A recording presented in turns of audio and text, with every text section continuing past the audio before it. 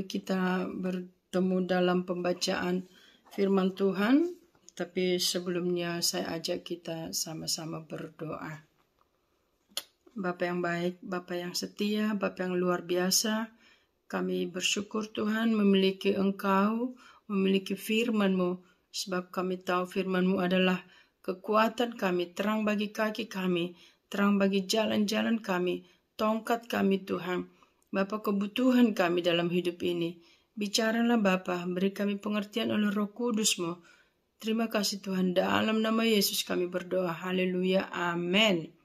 Puji Tuhan, pembacaan firman Tuhan pada hari ini yang terdapat pada Bilangan 11 ayat 4 sampai dengan 23. Demikian bunyi firman Tuhan, kita ikuti bersama-sama.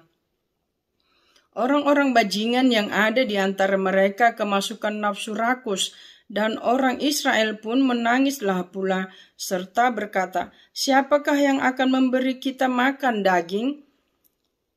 Kita teringat kepada ikan yang kita makan di Mesir dengan tidak bayar apa-apa, kepada mentimun dan semangka, bawang perai, bawang merah dan bawang putih. Tetapi sekarang kita kurus kering, tidak ada sesuatu apapun, kecuali mana ini saja yang kita lihat. Adapun mana itu seperti ketumbar dan kelihatannya seperti damar bedolah. Bangsa itu berlari kian kemari untuk memungutnya, lalu menggilingnya dengan batu kilangan atau menumbuknya dalam lumpang. Mereka memasaknya dalam periuk dan membuatnya menjadi roti bundar, rasanya seperti rasa panganan yang digoreng. Dan apabila embun turun di tempat perkemahan pada waktu malam, maka turunlah juga mana di situ. Ketika Musa mendengar bangsa itu, yaitu orang-orang dari setiap kaum, menangis di depan pintu kemahnya, bangkitlah murka Tuhan dengan sangat, dan hal itu dipandang jahat oleh Musa. Lalu berkatalah Musa kepada Tuhan, mengapa kau perlakukan hambamu ini dengan buruk, dan mengapa aku tidak mendapat kasih karunia di matamu, sehingga engkau membebankan kepadaku tanggung jawab atas seluruh bangsa ini? Akukah yang mengandung seluruh bangsa ini, atau akukah yang melahirkannya, sehingga engkau berkata kepadaku, pangkulah dia seperti pak pengasuh memangku anak yang menyusu, berjalan ke tanah yang kujanjikan dengan bersumpah kepada nenek moyangnya? Dari manakah aku mengambil daging untuk diberikan kepada seluruh bangsa ini? Sebab mereka menangis kepadaku dengan berkata, berilah kami daging untuk dimakan. Aku seorang diri tidak dapat memikul tanggung jawab atas seluruh bangsa ini, sebab terlalu berat bagiku. Jika engkau berlaku demikian kepadaku, sebaiknya engkau membunuh aku saja, jika aku mendapat kasih karunia di matamu, supaya aku tidak harus melihat celakaku. Lalu berfirmanlah Tuhan kepada Musa, kumpulkanlah di hadapanku dari antara para tua-tua Israel 70 orang yang kau ketahui menjadi tua-tua bangsa dan pengatur pasukannya. Kemudian bawalah mereka ke kemah pertemuan supaya mereka berdiri di sana bersama-sama dengan engkau. Maka aku akan turun dan berbicara dengan engkau di sana. Lalu sebagian dari roh yang hinggap padamu itu akan kuambil, kutaruh atas mereka. Maka mereka bersama dengan engkau akan memikul tanggung jawab atas bangsa itu. Jadi tidak usah lagi engkau seorang diri memikulnya. Tetapi kepada bangsa itu haruslah kau katakan, kuduskanlah dirimu untuk besok, maka kamu akan makan daging, sebab kamu telah menangis di hadapan Tuhan dengan berkata, siapakah yang akan memberi kami makan daging? Begitu baik keadaan kita di Mesir, bukan? Tuhan akan memberi kamu daging untuk dimakan. Bukan hanya 1 hari kamu akan memakannya, bukan 2 hari, bukan 5 hari, bukan 10 hari, bukan 20 hari, tetapi genap sebulan lamanya, sampai keluar dari dalam hidungmu, dan sampai kamu muak karena kamu telah menolak Tuhan yang ada di tengah-tengah kamu dan menangis di hadapannya dengan berkata, untuk apakah kita keluar dari Mesir? Tetapi kata Musa, bangsa yang ada bersama aku ini berjumlah 600.000 orang berjalan kaki. Namun engkau berfirman, daging akan kuberikan kepada mereka, dan genap sebulan lamanya mereka akan memakannya. Dapatkah sekian banyak kambing domba dan lembu sapi disembelih bagi mereka sehingga mereka mendapat cukup? Atau dapatkah ditangkap segala ikan di laut bagi mereka sehingga mereka mendapat cukup? Tetapi Tuhan menjawab Musa, masakan kuasa Tuhan akan kurang untuk melakukan itu? Sekarang engkau akan melihat apakah firman-Ku terjadi kepadamu atau tidak. Puji Tuhan. Wow, seru pembacaan ini ya. Bangsa Israel yang tidak tahu berterima kasih, Tuhan sudah bawa mereka keluar dari perbudakan di tanah Mesir. Tapi mereka masih ingat masa lalu mereka. Begitu rendahnya pilihan mereka itu, yaitu untuk perut. Mereka berkata kepada Musa, kenapa kamu bawa kami keluar dari Mesir?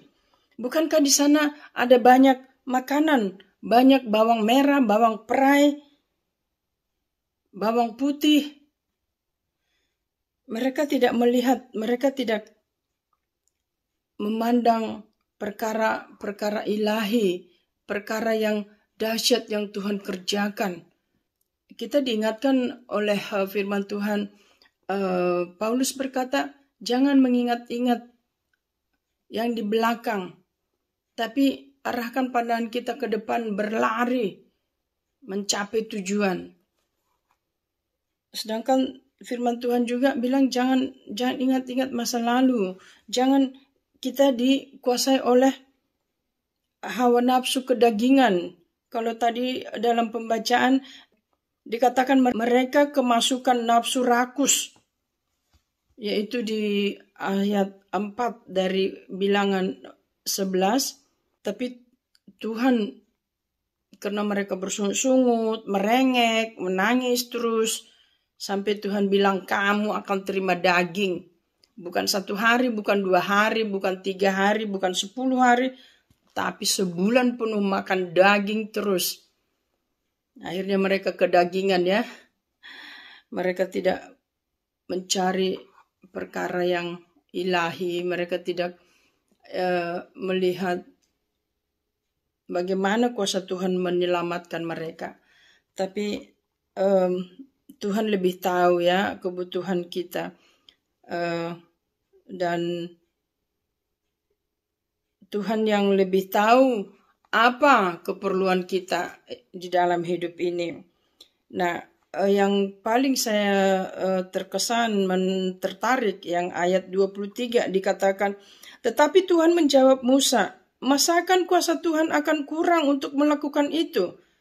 Karena Musa pakai pikirannya sendiri. Dari mana akan kita dapat daging? Beberapa domba, kambing domba akan disembelih untuk mereka, untuk bangsa Israel yang keluar dari tanah Mesir.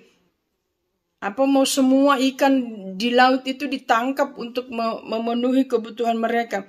Tapi Tuhan bilang, masakan kuasa Tuhan tidak cukup untuk melakukan itu? Perkara ajaib, mujizat. Sekarang engkau akan melihat apakah firman-Ku terjadi kepadamu atau tidak. Tuhan mau membuktikan bahwa firman itu adalah Tuhan sendiri. Tuhan itu adalah firman itu sendiri. Nah, firman itu berkuasa dan Tuhan sendiri yang menantang kita. Aku akan membuktikan firman-Ku. Aku akan membuktikan apa yang aku katakan, aku janjikan. Nah, saudara, ini menjadi pegangan kita.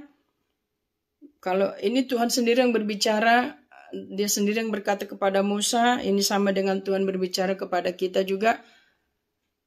Apa kamu tidak percaya kepada firman-Ku? Aku akan membuktikan apakah firman-Ku itu, apakah aku sanggup atau tidak sanggup, atau apakah aku berkuasa, apakah aku kurang berkuasa melakukan mujizat. Nah, ini tantangan kepada kita, kepada iman kita. Firman Tuhan bilang, jadilah seperti yang kau imani. Firman Tuhan bilang, apa yang kamu takutkan akan terjadi. Apa yang kamu imani sesuai dengan imanmu, itu juga yang akan datang kepadamu. Jadi Paulus juga berkata kepada kita, pikirkan apa yang baik, yang indah, yang suci, yang kudus, yang berkenan kepada Tuhan. Nah, apa yang kita imani itu akan terjadi kepada kita. Tuhan mau supaya kita lebih taat kepadanya, percaya kepadanya, dan pegang erat janji firman Tuhan. Puji Tuhan, mari kita berdoa.